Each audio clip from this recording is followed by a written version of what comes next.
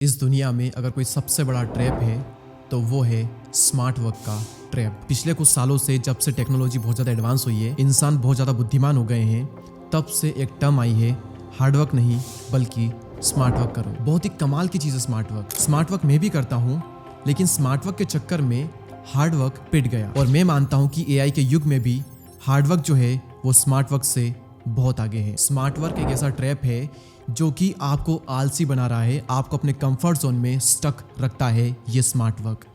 अमर Chaudhary sir, जिनके साथ मैंने पॉडकास्ट भी किया है, आपने बहुत प्यार दिया उस पर, उनका मैं एक पॉडकास्ट देख रहा था जीएस पाजी के चैनल पर, और वहाँ पर उन्होंने एक बहुत ही कमाल की बात कही थी। वहाँ पर वो कहते हैं कि ये जो अंग्रेज वगैरह आए थे, ये जो पूरा वेस्टर्न कल्चर है, इन्होंने हार्डवर्क को डीमोटिवेट करने के लिए, डीमोरलाइज करने के लिए, नीचा दिखाने के लिए एक उदाहरण दिया। और आप सब ने भी उसका एक कॉमन आंसर सुना होगा कि अगर हार्डवर्क से कामयाबी मिलती, मेहनत से कामयाबी मिलती, तो गधा भी कामयाब होता। तो अमर सर कहते हैं कि ऐसे लोगों से मैं सवाल करता हूँ जो कि इस तरह की कहावतें बताते हैं, भाई जी आपकी गधे से एक्सपेक्टेशन क्या थी? आप लोग क्या सोच रहे थे कि गधा मेहनत करके कलेक्टर बन जाएगा, मोटिवेशनल स्पीकर बन जाएगा, यूट्यूबर बन जाएगा गधा मेहनत करके?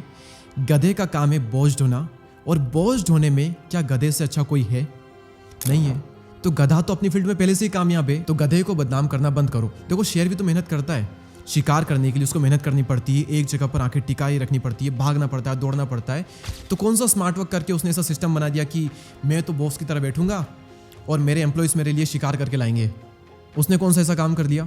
मेहनत तो वो भी करता है। इस तरह से तो कल को हम ये एग्जांपल देने लग जाएंगे कि अगर कम्युनिकेशन से कुछ होता तो कुत्ते भी बोलने लगते हैं। ये कैसा उदाहरण है? कुत्ते क्यों बोलेंगे? तो ये जो उदाहरण होते हैं, जो कहावतें होती है, इन पर एक बार विचार करके उनको सोचा करो। स्मार्ट वर्क जो है वो हार्ड वर्क का एक्सटेंशन हो सकता है, लेकिन उसका रिप्लेसमेंट कभी भी नहीं हो सकता। हम लोगों की सबसे बड़ी बीमारी पता है क्या है? हम दो खूबसूरत चीज़ों को एक दूसरे से रिप्लेस कर देते हैं। और इस पे उनकी अमर सर की थ्योरी भी है, बहुत ही कमाल की है। चीज़ों को रिप्लेस नहीं बल्कि रीप्लस करिए। बड़ी चालाकी से दो चीज़ें जो कि हमारी ज़िंदगी को बहुत ही बेहतर बना सकती थी, उनको तोड़ दिया गया और हमें उनके खिलाफ खड़ा कर दिया गया। आपने देखा होगा कि लोग कई बार इस तरह के क्वेश्चन करते हैं कि what is more important, happiness और मनी? क्या ज़्यादा महत्वपूर्ण है, पैसा या खुशियाँ? और लोग हमेशा कहेंगे खुशियाँ। ये एक बहुत बड़ा ट्रैप है। यानी कि इन कहावतों से वो हमारे दिमाग में ये डालना चाहते हैं कि जहाँ पर पैसा मिलेगा वहाँ पर खुशी नहीं मिलेगी, और जहाँ पर खुशी मिलेगी वहाँ पर पैसा नहीं मिलेगा। इसलिए या तो खुशी या फिर पैसा। और इसीलिए अमर सर ने एक थ्योरी दी है कि इंग्लिश वाला और हटाइए और हिंदी वाला और लगाइए। पैसा या प्यार हटा करके पैसा और प्यार को लगाइए। पैसा या परिवार, पैसा या नॉलेज, इन सभी को या को हटा करके और लगाइए।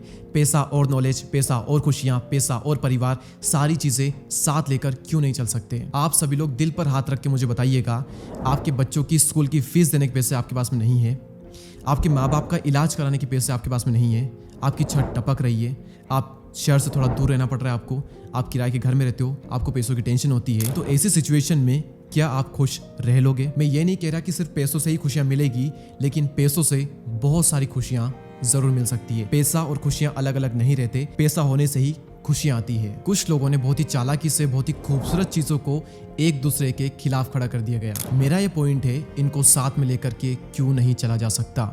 हम वापस आते हैं हमारे टॉपिक पर, जहाँ पर कहा जाता है स्मार्ट वर्क और हार्ड वर्क। स्मार्ट वर्क और हार्ड वर्क साथ लेकर के आपको चलना पड़ेगा। हार्ड वर्क को आप नकार नहीं सकते। थॉमस एडिसन ने 1000 बार फेल होकर के बल्ब बनाया, क्या वो स्मार्ट नहीं थे?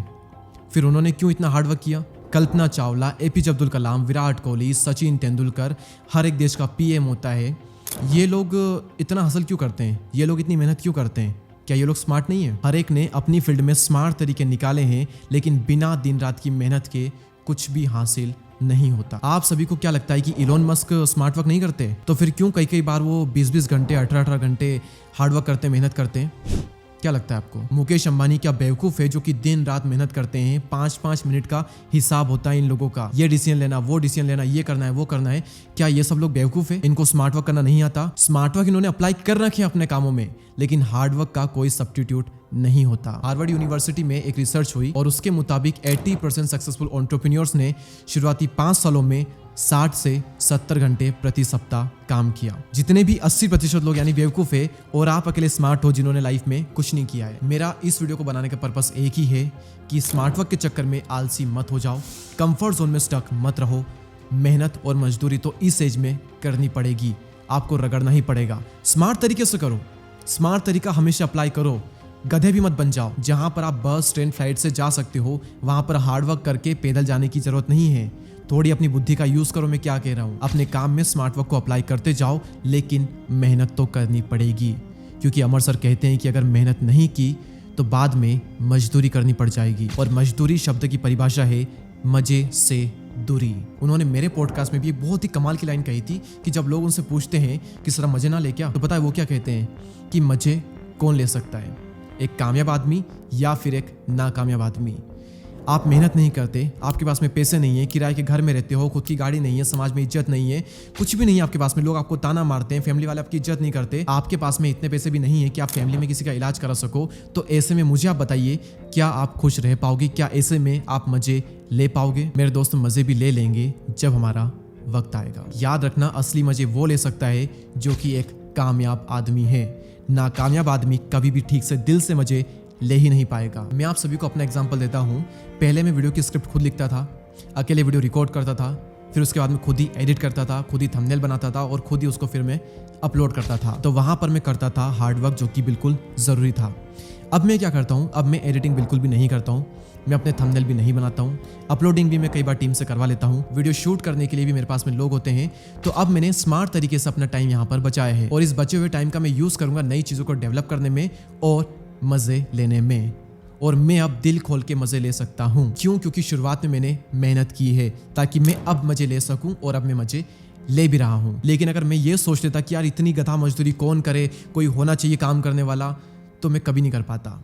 स्टार्टिंग में आपको मेहनत करनी पड़ेगी, कई बार मजदूरी भी करनी पड़ेगी। आप थोड़ा सब्र रखो, आपका भी एक दिन वक्त जरूर आएगा। और इसी पर मुझे एक बहुत ही कमाल का कोट याद आता है कि अभी तो बेटा सब्र का इम्तिहान जारी है, एक वक्त वो भी आएगा जब खुदा खुद कहेगा कि अब तेरी बारी है। स्टार्टिंग में आप लोग भूल जाइए कि क्या स्मार्ट वर्क होता है, क्या हार्ड वर्क होता है। दबा करके मेहनत कीजिए, खूब हार्ड वर्क कीजिए, और मजदूरों की तरह मेहनत करनी पड़े तो वो भी कर लीजिए, ताकि बाद में आप थोड़े मजे ले पाओ दिल से। यही मेरा इस वीडियो का पर्पस था। इसी के साथ में एंड करते हैं इस वीडियो का। और अगर आपने अभी तक सब्सक्राइब नहीं किया, आपका अंगूठा ऐसे तो करता है लेकिन ऐसे पता नहीं क्यों नहीं करता है, प्लीज़ आप एक बार ऐसे भी कर दीजिए और सब्सक्राइब बटन पर क्लिक कर दीजिए। मिलते हैं नेक्स्ट वीडियो में, तब तक के लिए जय हिंद, जय Bharat. Thank you so much.